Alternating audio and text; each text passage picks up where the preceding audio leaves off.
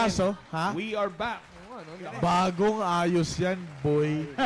Talaga lang, ha? Welcome back to your February evening program para sa ating po mga young people dyan. Team Focus North, South, East, and West Corner. And to our viewers nationwide, worldwide, welcome on viewing our on this program, Staying Alive. Muntik nang tumaas.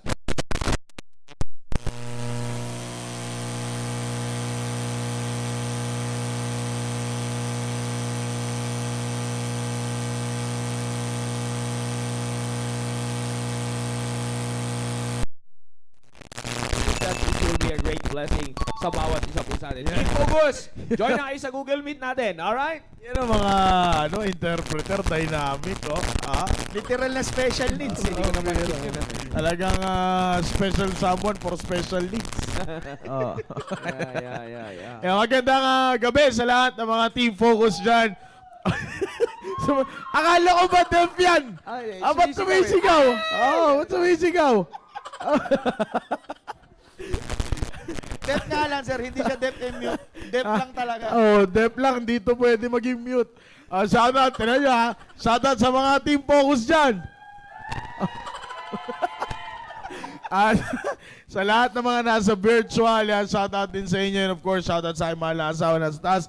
At sa anak kong tulog dito ngayon sa studio. Yan, magandang gabi sa lahat. Let's enjoy this evening. Medyo nagkaroon na tayo ng konting problema sa ating internet connection. Hindi pala internet connection. Sorry, baka bigla tayong putulan eh. Sa ating mga cable connections. Yan. Kaya technical foul. Karoon tayo ng problema sa ating technical foul. The penalty.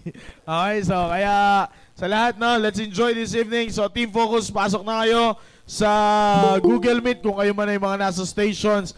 And of course, sa ating Facebook Live, just keep tuning in. Sir Dominic. Amen. Shoutout nga pala, binabati ko ulit yung mga young people namin dyan sa area, dyan sa mga Tribe of God, mga Togi. Yan, shoutout sa inyo. And of course, sa grupo namin, sa young people. Ano mo ba si Joe? Bakit Togi? Mga abbreviation na ito eh. Tribe of God, tapos may G, may I. Ano yun? Hindi, why? Hindi nga, papa-approve nyo muna yun. Okay, shoutout nga pala sa grupo namin, Trusted Timothy. Tits, I hope you're watching. And of course, kay Mami, shoutout nga pala sa inyo. I hope kayo po ay nakikinig. And doon sa mga bisita namin, kay Angel, and kay, kay Rebecca, I hope you're watching. Yan. Amen. And of course, nandito tayo sa pinag-uusapan natin. Again, this will be the last naman, di ba? Last Thursday na. Last Thursday na to, di ba? Last Thursday na. Kasi sinabi natin last time na last na ito. Kaya, hindi mo ba? Mayroon pa isa pa. May 27 pa. Ay, naisahan ako. May 28 pa. Naisahan ako. Bakit ako nag-General Bible Study ngayon? Yan, naisahan ka. Tinatamad si Romer kasi sabi niya. Hindi, akala ko talaga last na to. May isa pa, 27. May isa pa pala. May 28 tayo eh. Huwag ko kayo maniwala kay Sir Vin. Sa lahat ng area ko, mali ho lahat ng sinabi niya kanina. Nagsakto kasi nag-aayos kami ng kanina, di ba? Ng sound. Yan. Mali ho yun. Wala sa doktrina natin yun. Ito, susunod na paniwalaan nyo. Anyways, again, ay magandang gabi sa ating lahat. And nandito sa pinag-uusapan natin, Committed to Love. Sir Dominic, let's have a quick recap dyan sa ating pinag-uusapan last Thursday. Yan, last week, Team Focus, ang pinag-usapan natin, ang sinimulan to ni Sir Jow, sabi ni Sir Jow, pagdating sa pagkukumit natin sa pagmamahal sa Diyos, maraming young people ngayon ang nagkukulang sa consistency. Kulang sa mic. Yan na, maraming young people ngayon ay ang kulang pagdating sa consistency. Ang sabi ni Sir Maki, sinagot din na nag-reply si Sir Maki kagad, without consistency, matututo tayong magmahal sa sistema ng mundo. Kasi nakapokus tayo sa Yes, sinasabi natin, maraming young people nagsasabi na, I love God, mahal ko si Lord. Pero ang problema nga natin ay consistency. Sinabi rin ni Sir Jow, kaya hindi ka consistent kasi ikaw ay occupied ng iba pang bagay. Yan, you will never be consistent if you will not see the consistency of God's love in your life. Pinakita sa atin last week kung gaano kalakas yung pagmamahal sa atin ng Diyos nung simula pa lang hanggang ngayon. Biruin mo, nung wala ka pa sa mundo, minahal ka na ng Diyos. Hanggang ngayon, nararamdaman mo ng pagmamahal ng Diyos, matindi pa din.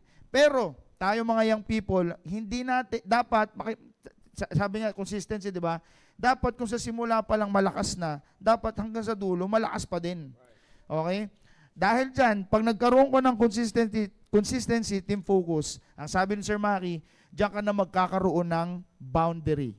Hindi yung boundary na parang lilimitahin mo yung sarili mo pagdating sa pagmamahal ng Diyos. No. Yung sinasabi doon ni Sir Maki na boundary, pag alam mong maapektuhan mo na yung pagmamahal mo sa Diyos, kakalimutan mo na yung bagay na yun.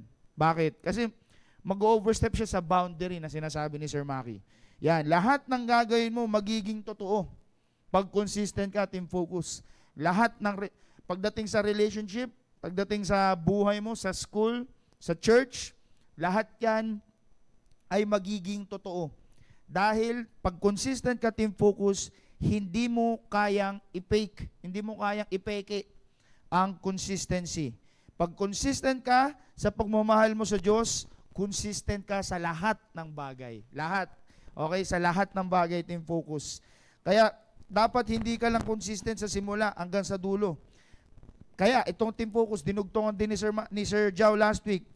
Pag hindi ka consistent, ni Sir Maki pala, ni Sir Maki, pag hindi ka consistent, wala kasi doon ang, team focus, ang interest mo doon sa pagmamahal mo sa Diyos. Tignan mo sinasabi mo na I love God, mahal ko si Lord, pero nasa iba namang bagay ang interest mo. When God saw you in living in sin, He got interested in you. Kaya ka niya niligtas. Diba? Doon pa lang, kahit nung namumuhay ka pa lang sa kasalanan, sabi nga ni Sir Joe last week, hindi ka pa buhay. Alam na ng Diyos na makasalanan ka. Kaya mamumuhay ka sa kasalanan, niligtas ka niya kagad. Diba? So, tsaka yung challenge sa atin ni Sir Joe, ano ang nakita mo sa ministry, kaya ka naging interesado, at dahil doon, lalo mo pang minahal ang Diyos. At ngayon, nag-i-stay ka ngayon sa ministry. Yan. Marami tayong ministry, sabi ni Sir Joe, marami tayong ministry na ginagampanan sa simbahan, pero bakit nandyan ka ngayon? Bakit ka nandyan ngayon? Kasi meron kang interest na nakita doon sa ministry na ngayon consistent ka, at ngayon lalong nag-i-improve pa yung pagmamahal mo sa Diyos. Yan, sir. Isa pa sa mga bagay na dapat na makita ng maraming ninyo team focus is that when it comes to your commitment to love God, napaka-importante talaga na ma-experience, because that will also, binanggit ko to from I think that was simula natin ng topic na ito. It will also keep you. Di ba naalala mo sinusulat si Pastor sa mga Bible na keep yourselves always in the love of God? Di ba lagi niya nilalagay, ba't post ka? Ba't di mo kasi binababa? Keep yourself always, pakibaba ngayon. Keep yourself always in the love of God. Ano nga, CBBC 2005? Pero pawis na pawis to. Oo nga, pawis na pawis, no? Boss, pakibaba nga yung boss? Yung aircon. Yan.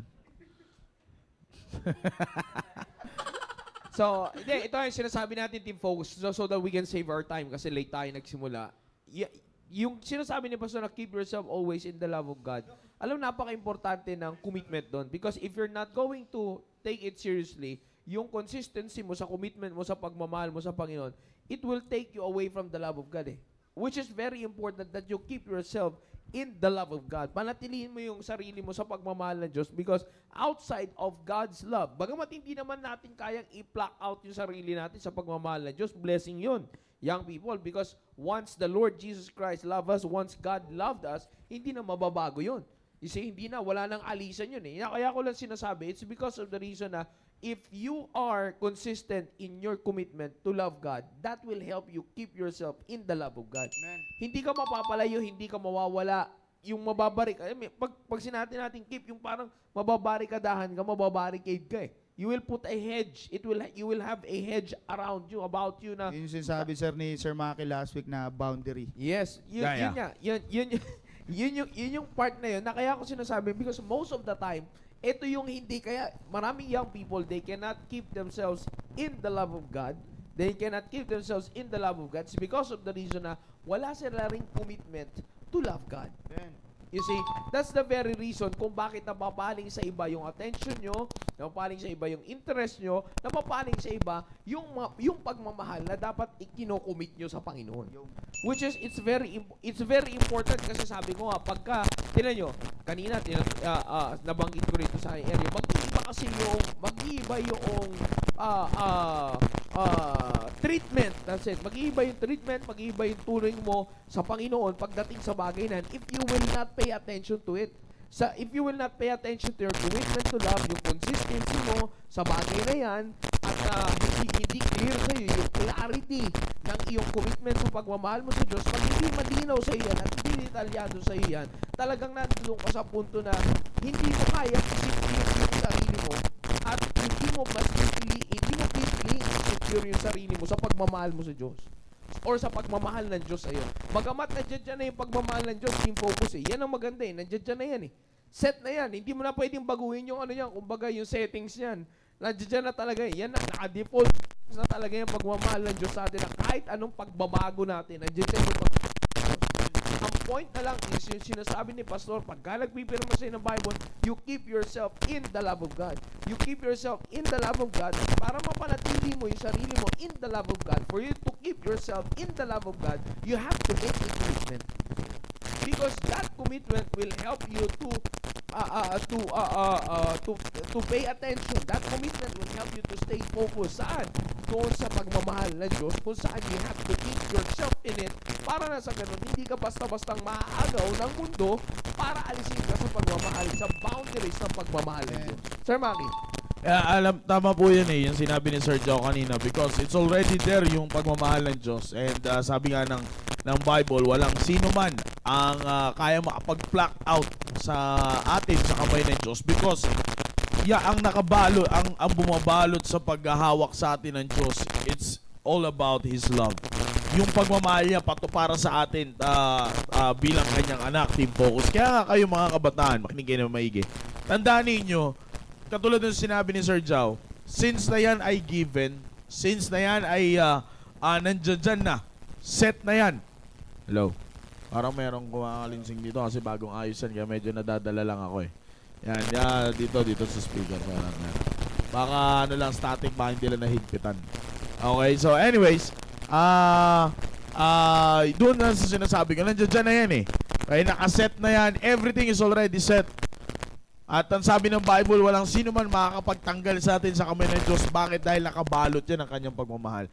Now, there are things na you have to consider, young people, lalo na kayo, team focus, kung bakit minsan nawawala pa kayo doon sa pagmamahal na yun ng Diyos. Kasi sabi ko nga sa inyo, lagi kong pinapaulit-ulit ito every time we go to this topic regarding this verse. Kaya merong first part ng verse na we love Him. Dahil yan talaga actually ang pangalawang part sa mensahe ng verse na yan. Kaya nga sabi dyan, we love Him because He first loved us. Diba? So kung wala yung second part, wala yung first part. Minsan sasabihin natin baliktad, but that's the message of it. Bakit? Kasi nga ang pinakabumabalot sa atin ay yung pagmamahal ng Diyos. Kaya nga sabi ni Sir John, nabanggit niya yun sa laging sinusulat ng ating mahal na pastor, you have to keep yourself in the love of God. And para mangyari yun, kailangan mo ng commitment. Okay, bakit? Ano ang isa sa mga nagagawa ng commitment sa'yo?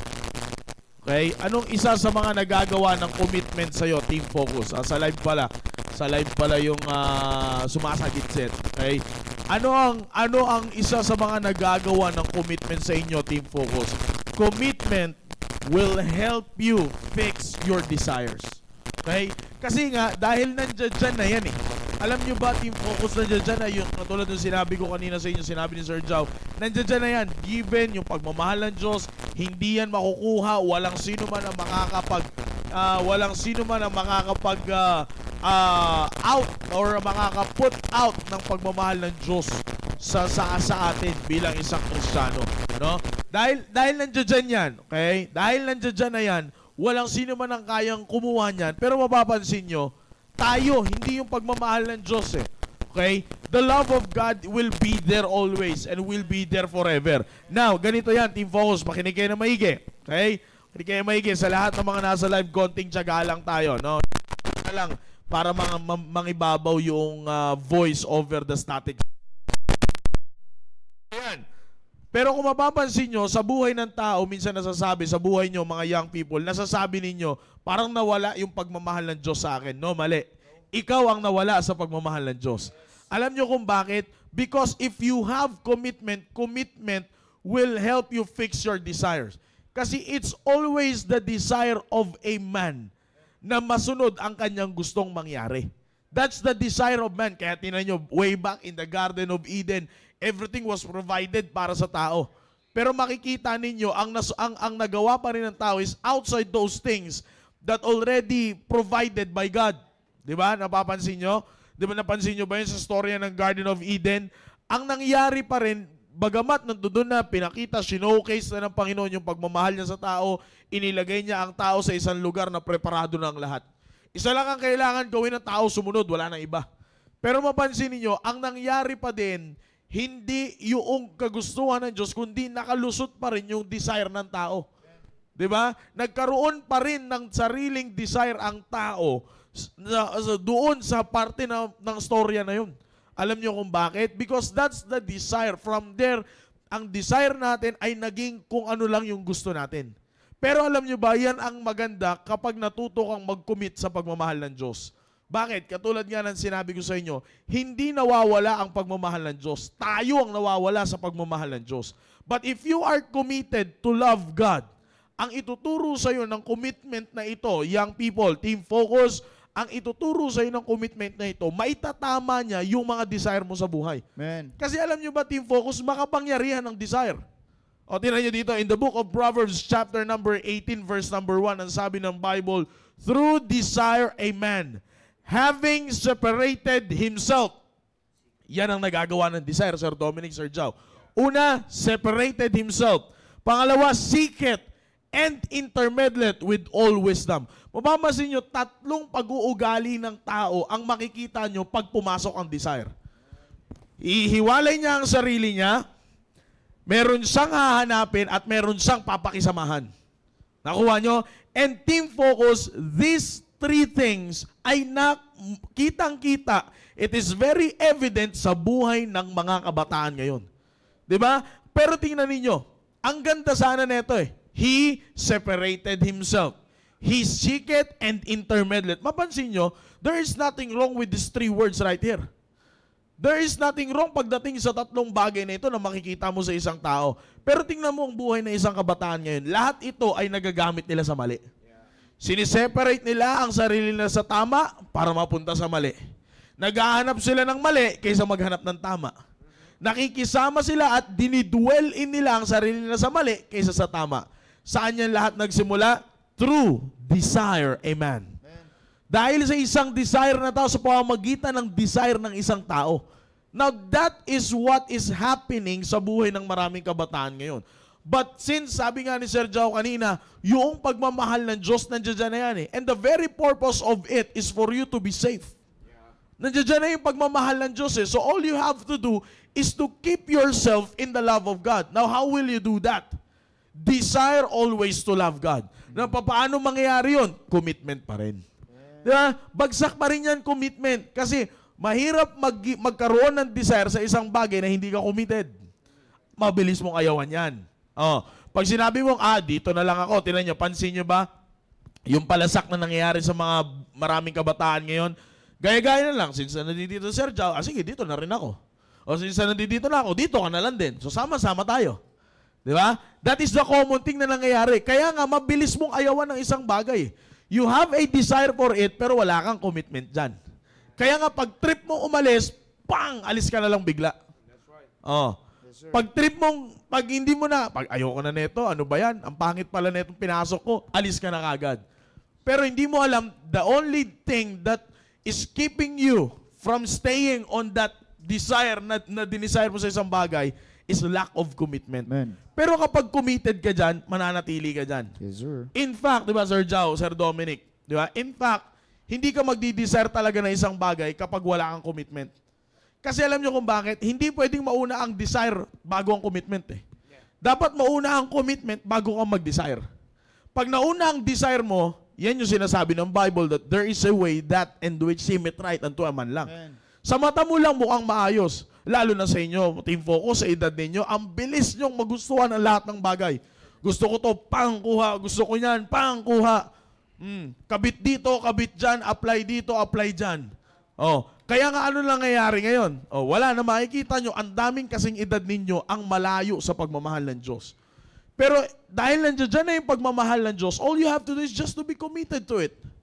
O pag naging committed ka dyan, yung desire mo maitatama. Yung desire mo sa pagmamahal ng Diyos, hindi lang dahil mahal ng Diyos si Sir Jao, mahal ng Diyos si Sir Dominic. Kaya mahal ko na rin si Lord. 1, 2, 3, Jesus always. Makikigano, nakakatawa, di ba? Nakakatawa din kayo. Di ba? Oh, yun na lang, magiging ganun ka na lang. Oh, pambira, pag basketball, 1, 2, 3, Jesus! Oh, gaganon-ganon ka na lang. Bakit? Kasi pambira, yung sikat na streamer, Jesus always eh. Oh, papagawa ka na rin ng t-shirt, my father told me. Oh, gaganon ka na rin ng t-shirt, my father told me. Oh. Meron na naman yan. Ha? Wala. Bago na naman yan. Wala akong ganun. Kasi kung ano daw yung gusto ng ama, yun lang daw ang kanyang gagawin. Yes na. Galing. My father told me. Oh, yun. Yeah. Kasi when I was a little boy, my mama told me when I was a little boy. Then I was school again. Diba? Ganun, minsan ganun na. Papagawa ka na rin ganun. Bakit? Kasi ang daming sikat na gumagawa nun eh. But ang tanong, hanggang kailan? Desire mo yun eh. Desire mo bang gawin yon o desire mo lang gumaya? Amen. Alam nyo sa pagmamahal sa Lord, sa pagmamahal kay Lord, maraming desire lang gumaya. Yep. Ay pambira, ito, di lang pala kami. Tingnan mo, desire din ni Coach. Desire rin ni Coach, mahal niya si Lord. Di mahal ko na rin si Lord. Di ba? Sabi ko sa inyo, desire lang gumaya. Madali lang magkaroon ng desire gumaya. Pero mahirap na magkaroon ng desire na committed ka sa desire mo. Kaya nga sabi ko sa inyo, yan ang ituturo ng commitment sa inyo. Na pagdating dito sa pagmamahal natin sa Panginoon, ang pinakamaganda dito na maituturo talaga neto, yung maitatama yung desire natin. Kaya nga laging ini-emphasize Alam nyo ba, Team Focus, sa lahat ng ginagawa ninyo sa mga kabataan na nakikinig ngayon, sa lahat ng ginagawa ninyo, once you failed na, pagdating sa commitment nyo sa pagmamahal sa Panginoon, everything will go down for you. Pababa na lahat yan, pawala na lahat yan. Pero pag napanatili mo yung desire mo na mananatili kang committed sa pagmamahal mo sa Panginoon, lahat yan ay maganda ang kakalagyan. Kaya yan ang kung bakit namin ini-emphasize sa inyo kung gaano kahalaga ang maging committed ka sa pagmamahal mo sa Panginoon. Sapagkat maraming kasing edad ninyo na Team Focus ang nagkaroon ng mga desire na mali. That's right. Kaya kailangan, kayo pa lang, ngayon pala isipin ninyo, sa edad nyong ganyan, darating ang punto ng buhay ninyo, mag-aasawa kayo. Diba? Magtatayo kayo ng sariling pamilya. Kung sa edad ninyong ganyan, marunong na, maayos na ang desire ninyo sa buhay. Diba? Pag nagtayo kayo ng pamilya, it is very godly. Amen. Imposible na may tama kang desire ngayon, tapos sa pagtayo mo ng pamilya, biglang sira yung pamilya mo. May tama ka lang, pero wala kang desire. Ganun lang ang mangyayari. Pero since na ito nga in-emphasize natin, tandaan nyo, sabi ko nga sa inyo, desire is a powerful word. Amen. Lahat kaya niyang gawin. Pag once na ginusto mo yan, talagang hindi pwedeng hindi mo gagawin yan. Pero sabi ko nga sa inyo, pag ikaw ay naging committed sa pagmamahal sa Diyos, if you're committed to love God, ang pinakamagandang maidudulot niyan sa inyo is that it will help you fix your desire. Sir Jao. Kasi pag hindi talaga pinagtuunan ng pansin ito, sinasabi mo na yan, Sir Maki, your commitment will, if you're not going to pay attention to this matter na pinag-uusapan natin, Team Focus, if desire lang ang usapan, marami sa young people talaga yan eh. Yes, sir. Hindi mauubos yan. Yan, sabi nga tag nito, yan yung isa sa mga strong young people eh. Kumbaga, apaw-apaw yan. Hindi mo nga alam, hindi na nga alam ng young people ano Asset gugustuhin ng nila kabataan yan eh. Yan, kumbaga hindi na nga nila alam kung ano gugustuhin nila eh. Ano bang pipiliin ko dito? Sa totoo lang, career na nga lang eh. Career-wise na nga lang, hindi pa sila makapag-decide. Yeah. Nakikita mo, nasa college na, dilipat pa na ibang course. Yeah. O, di ba? Bakit? Anong sasabihin? Kasi, eto nga, iba yung, parang hindi ko gusto to. Mas gusto ko yung ganito. Hindi ako masaya dito. Dito siguro, mamaya sasabihin na naman doon sa isa, hindi na naman ako masaya, lipat na lang ng course. Hanggang sa yung course niya, maging off course. O, di ba? Tayo ka sarili mo, school. O, di ba? Hanggang sa doon na lang bumagsak. Kasi, ang dami mong dinidesire. Ang daming dinidesire ng marami tao. Ang problema niyan, tama yung sinabi ni Sir Mark, para ma-straighten up yung tamang desire mo, may align mo yan sa Diyos, ang kailangan mong gawin, you have to commit to God.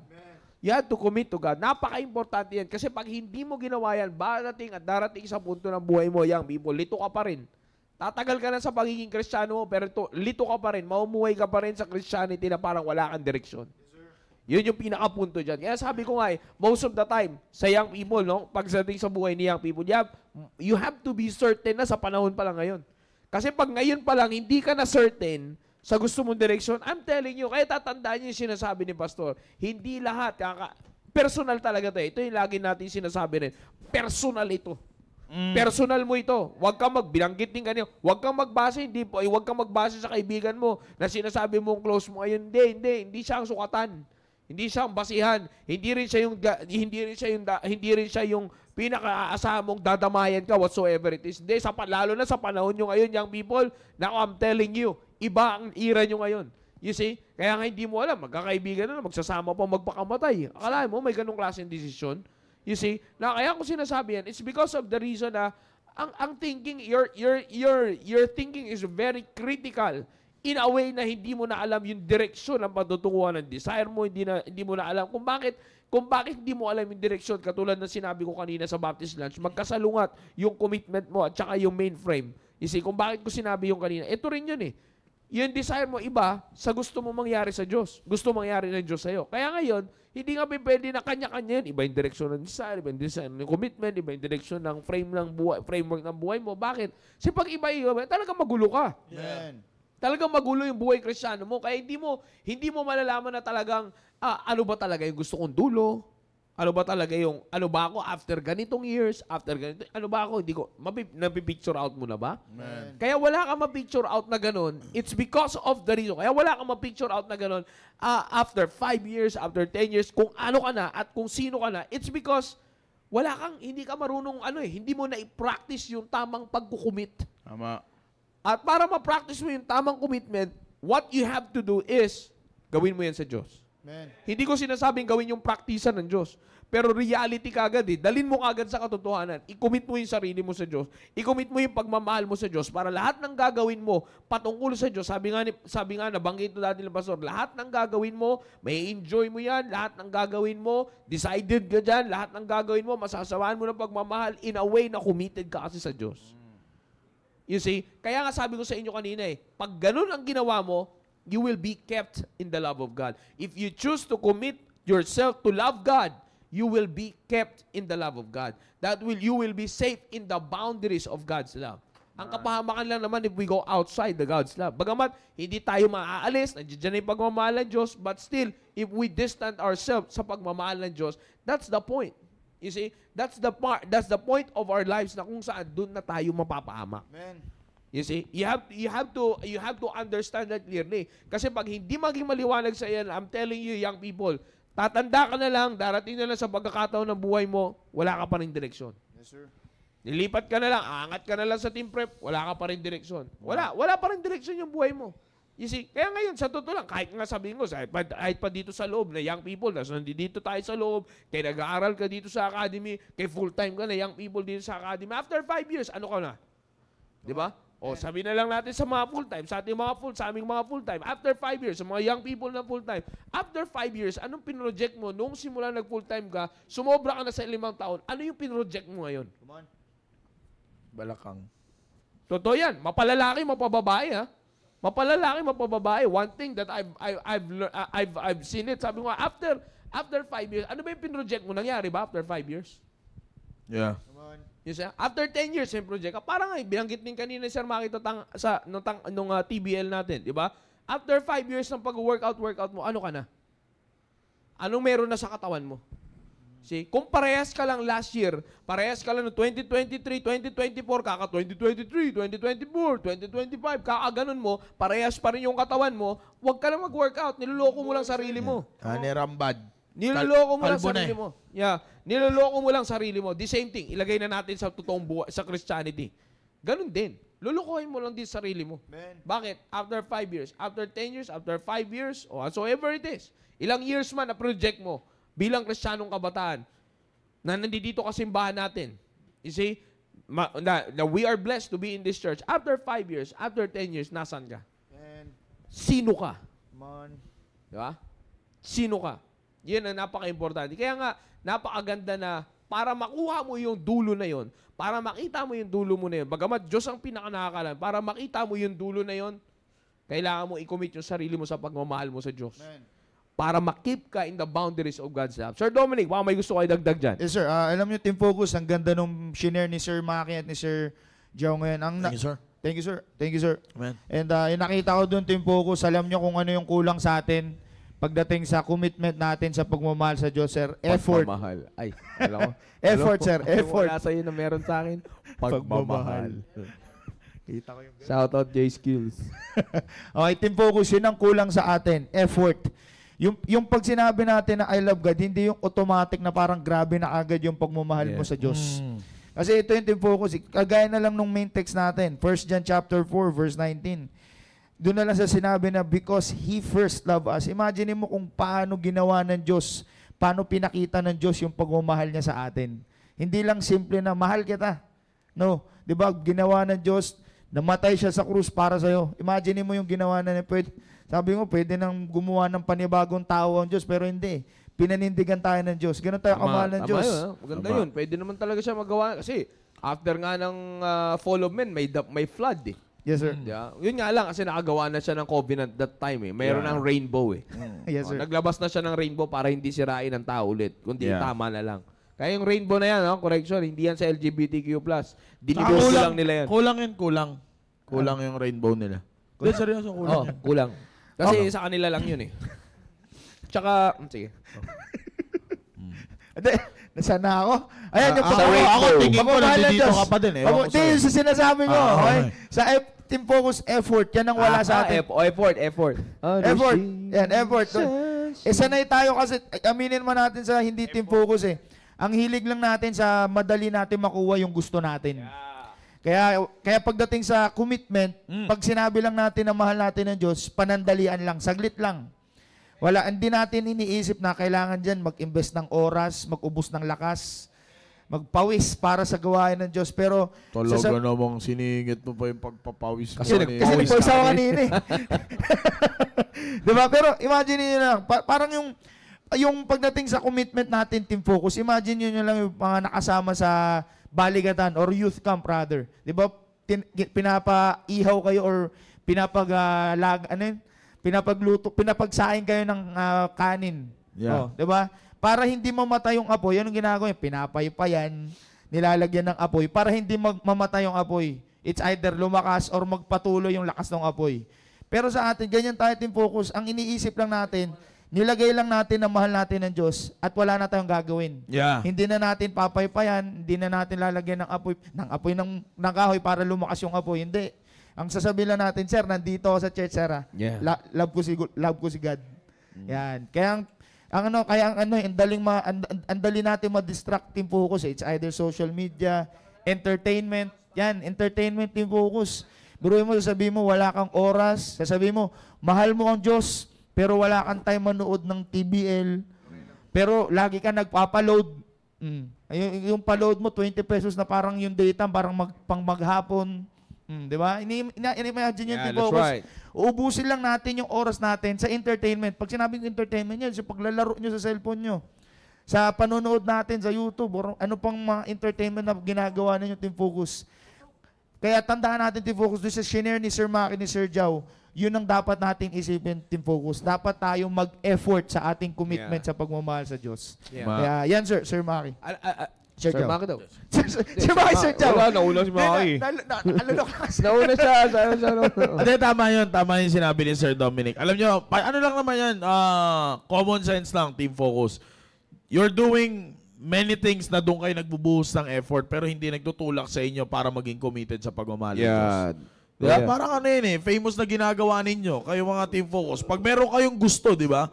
Ambira, todo yan. Lahat pa, gagawa pa kayo ng dummy account para lang ma-chat nyo siya na hindi kayo mahalata, na ikaw pala yun. Hindi ka makilala. Hindi ka makilala. Tapos sa susunod, napaka-romantic no? Diba? Diba? Effort nga Kasi grabe effort mo Lahat binubuhos mo lahat doon.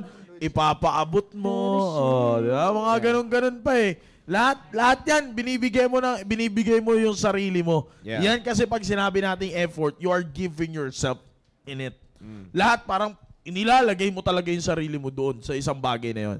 Pero yun nga ang pagkakamali. Kung kaya nyo yung gawin sa ibang bagay, pinakamaganda gawin nyo yan when it comes to your commitment to love God. that's right. Kasi talaga isipin ninyo pag sinabi natin commitment, di ba? Sabi nga ni Sir Joe nung simula pa nung pinag-uusapan natin you are engaging yourself sa isang bagay. Di ba? Yan pag sinabi natin commitment. So dapat, talaga lang naman dapat na nandoon yung effort. Kasi you are engaging yourself eh. Ibinibigay mo talaga yung sarili mo. Kaya marapat lamang na yung effort mo when it comes to commitment to love God, that nandoon yan. Yeah. Kasi alam niyo ang pinakamaganda kasi doon sa sinabi ni Sir Dominic kanina, once na ibigay mo yung effort, pag yan ay nagka-resulta, mas lalo mong may enjoy. Yan ang tatandaan ninyo. Pag ibinigay mo lahat ng kaya mo dyan sa isang bagay na dito sa pinag-uusapan natin, all about commitment to love God, pag lumabas ang resulta nito, pag pumutok ang resulta nito sa buhay mo, maniwala ka sa akin, Team Focus, mag-i-enjoy ka. Diba? Yung mga kasiyahan mo, talagang masasabi mong masaya ka. Dahil nga dyan sa isang bagay na yan. Sir Jao. Yeah, alam mo, kung since na-emphasize mo, Sir Dominic, yung effort, napaka-important kasi it always includes sa commitment eh. Yes, sir. Hindi mo pwedeng sabihin committed ka tapos hindi ka mag-exert ng effort. Di ba? Hindi mo pwedeng sabihin committed ka sa pagmamahal mo sa Diyos tapos hindi ka magbibigay ng effort mo para ipatunayan sa Diyos yung pagmamahal mo sa Kanya. Yes, sir. Kaya nga sabi ko nga kanina, yung pagmamahal mo sa gawain ng Panginoon, yung pagmamahal mo sa salita ng Diyos. If you commit yourself to love God, dapat may effort ka sa mga bagay na yan. How do you give effort sa pagmamahal mo sa salita ng Diyos? Do you study? Come on, amen. Because if you're going to study, you have to make an effort. Kaya maganda yung preaching ni Pastor every Wednesday, committed to study the Word of God. O pagdating naman sa gawain ng Panginoon, anong effort ang binibigay mo sa mga ministries that you're included? Na yun nga sinasabi ko, di ba? The ministries that you're included, just pagdating dyan sa ministry na yan, ano yung binibigay mong effort sa ministry na yan? You see? Mapapatunayan mo ba yung pagmamahal mo sa binagawa mo sa ministry? You see? Sa mga ganung bagay. Kaya pagdating sa commitment, talagang pasok siya lahat. Amen. Pasok lahat yung bagay, yung bagay na sinasabi ni Sir Dominic, consistency, sa effort, yung mga pinag-uusapan natin dito. And if it will always boil down pa rin, sabihin na natin na mag-i-end up pa rin talaga yan in a question na talagang how serious are you sa commitment mo sa pagmamahal mo sa Diyos. Amen. Yan talaga yung young people. Doon pa rin babagsak. Gaano ka ka-committed sa pagmamahal mo sa Diyos?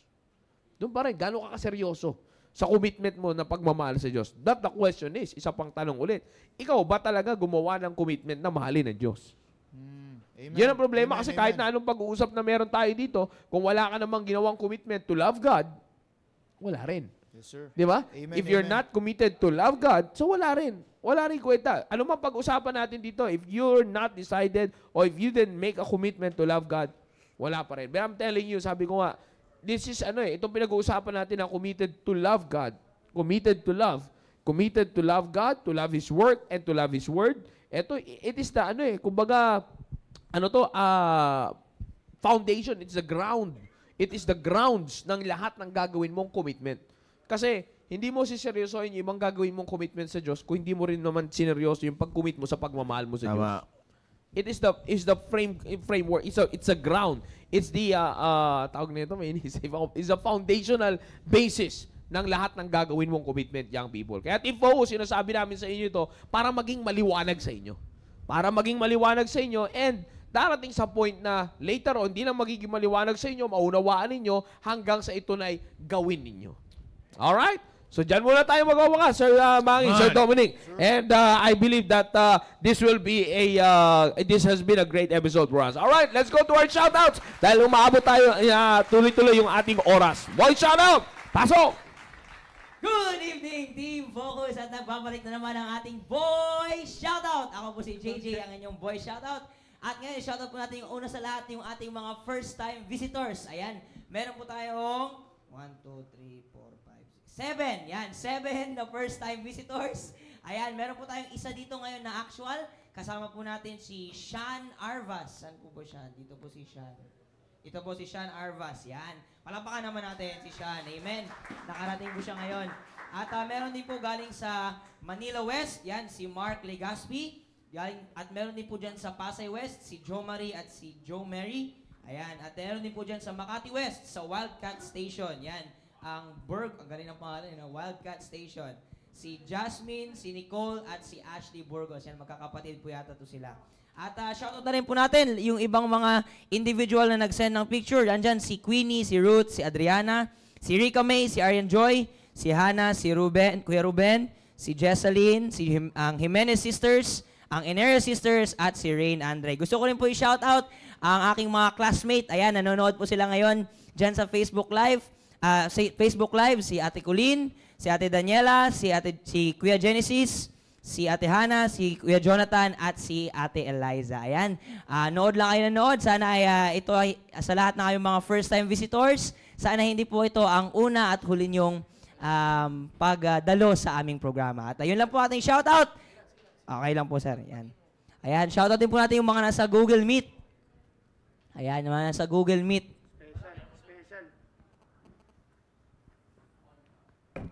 Ayan, on-cam po tayo para makita po natin yung ating inyong mga mukha tuloy. Iyan, Yan, yung ating mga faces.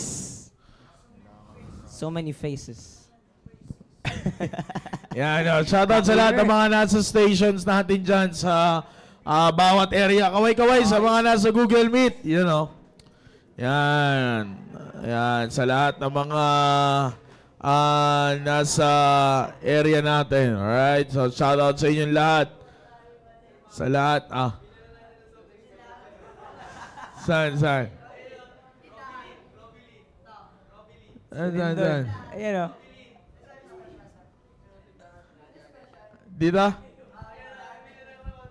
Ayos Di nga,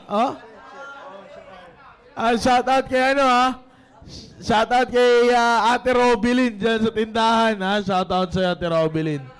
Ayan. Shoutout sa Ate Robilyn, dyan lang, Yan, shoutout sa Ate Robilyn. Yun!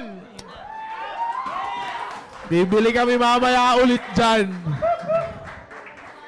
Yan. Shoutout sa inyo. Yan. Shoutout din sa lahat ng mga nasa stations. Marami tayo, hindi na natin isa-isahin yan kasi masyadong marami yung ating mga stations. So, kaya tuloy-tuloy lang, Team Focus. Okay? Tuloy-tuloy lang. Natuwa ako dun, Ayos yun, Alright. So, yan, marami tayo dito mga stations. Okay. So, sino ba? Wala naman wala na dyan. Basta shoutout sa lahat ng mga kaway-kaway na lang muna ulit lahat na nasa Google Meet. Yan. Kaway-kaway kayo lahat. Yan. Thank you very much. Thank you for tuning in. Yan. Nice mic. Dali ka sa iyo, boy. Yari ka, Mike. Alright. And again, sa lahat mo na mga sumubaybay din sa Facebook Live. Maraming salamat. Maraming salamat sa maraming salamat po sa inyong pagsubaybay sa Google Meet, Facebook Live, and I believe that our episode has been a great blessing para sa bawat isa po sa atin. Alright? And again, let's keep on growing. Team Focus, keep on growing. Keep yourselves always in the love of God and stay committed sa pagmamahal nyo sa Panginoon. Alright? And again, on top of all this, binabalik natin ang lahat ng papuri sa Panginoon. Alright? See you on the next episode ng ating programang Sing God bless you all.